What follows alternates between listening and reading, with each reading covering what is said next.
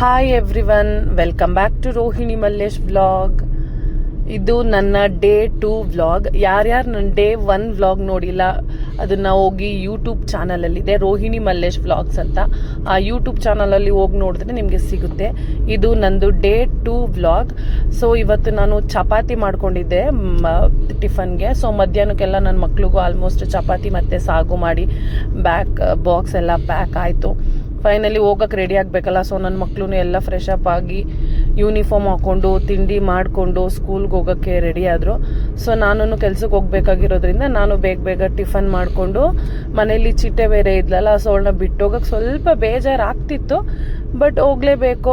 ನಾನೇನು evening 4 o'clock ಒಳಗಡೆ ಬಂದುಬಿಡ್ತೀನಿ. So ಅದಕ್ಕೋಸ್ಕರ ನನ್ನ ಚಿಟ್ಟೆಗೂ ಬಾಯಿ ಹೇಳ್ಬಿಟ್ಟು ನಾನು ಕೆಲ್ಸಕ್ಕೆ ಹೋದೆ. ಸೊ ನಾನು ಕೆಲಸ ಎಲ್ಲ ಮುಗಿಸ್ಕೊಂಡು ನಾನು ಬಂದಿದ್ದು 4 o'clockಗೆ. ಸೊ ಆವಾಗಲೇ ಟಿ ವಿಯವರು ಬರ್ತಾರೆ ಅಂತ ಗೊತ್ತಾಯಿತು. ಅದೇ ನಾವು ಟಿ ವಿ ಆರ್ಡರ್ ಮಾಡಿದ್ವಲ್ಲ, ಸೊ ಅವರು ಮನೆಗೆ ಬಂದು ಡೆಲಿವರಿ ಮಾಡಬೇಕಿತ್ತು. ಸೊ ಅವ್ರು ಬರ್ತಾರೆ ಅಂತ ಗೊತ್ತಾಯಿತು.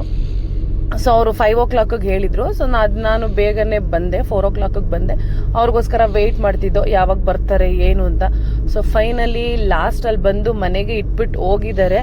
ಬಟ್ ಇನ್ನು ಅದಕ್ಕೆ ಇನ್ಸ್ಟಾಲ್ ಮಾಡೋಕ್ಕೆ ಯಾವಾಗ ಬರ್ತಾರೆ ಅಂತ ಗೊತ್ತಿಲ್ಲ.